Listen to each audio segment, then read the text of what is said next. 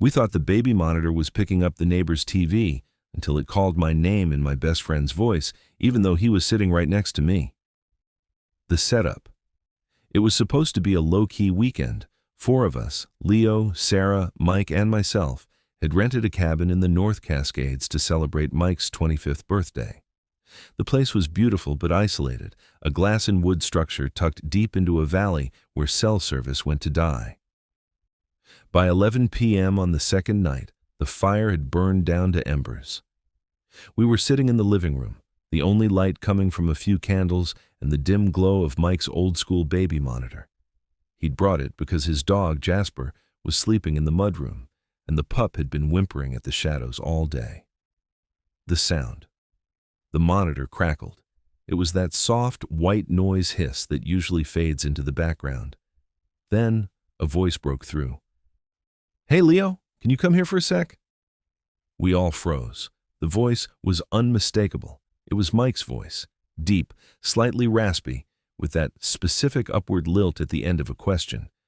But Mike was sitting on the sofa, a beer in his hand, his face turning pale in the candlelight. "That's not funny, man," Leo whispered, looking at Mike. I didn't say anything. Mike breathed, his eyes wide. The monitor hissed again. This time, we heard the sound of footsteps on floorboards, the rhythmic creak thump of the mudroom floor. Then, the voice again, louder this time. "Leo, seriously, I found something. Come look." The realization. We sat in absolute silence. The mudroom was on the opposite side of the cabin. We watched the door that led to the hallway. Suddenly, Jasper started barking, not his "I want a treat" bark, but a raw, terrified snarl that ended in a sharp yelp. Then, silence. Mike grabbed a heavy fire poker. Leo took the flashlight. We moved as a unit, shoulders pressed together toward the mudroom. When we swung the door open, the room was empty. The window was locked from the inside.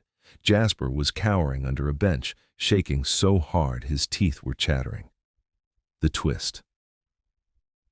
"There's nobody here," Sarah whispered, her voice trembling. "It must have been a radio frequency crossover. It happens in the mountains." We almost believed her. We wanted to believe her. We started to head back to the living room, feeling that nervous, post-scare relief. But as I passed the kitchen island, I looked down at the baby monitor receiver Mike had left on the table. The transmitting light was still glowing red. I looked back at the group. Mike, Leo, and Sarah were standing in the hallway. Then I heard it. From inside the mudroom we had just left, a voice whispered, not through the monitor, but through the thin wood of the door. "Leo, why didn't you come when I asked?" It was Mike's voice, but Mike was standing right next to me, and the thing in the room sounded like it was smiling.